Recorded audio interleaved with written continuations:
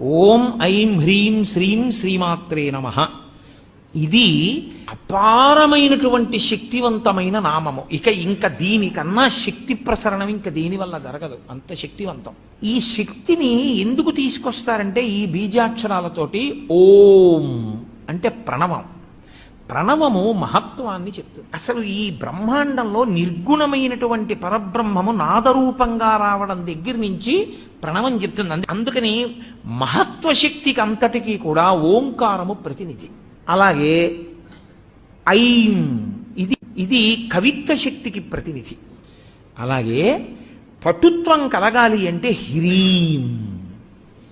అలాగే సంపదలన్నీ కలగాలి అంటే మనం చెప్పేటటువంటిది శ్రీం. ఇవి నాలుగు చెప్పి ఇవి ఎవరి వల్ల వస్తాయి? ఇవన్నీ కదలికలకి సంబంధించిన విషయాలు. ఇవన్నీ ఆదిశక్తి వలన వస్తాయి. అందుకని ఆ పరదేవతని పిలిచేటప్పుడు ఓం ఐం హ్రీం శ్రీం శ్రీమాత్రే నమః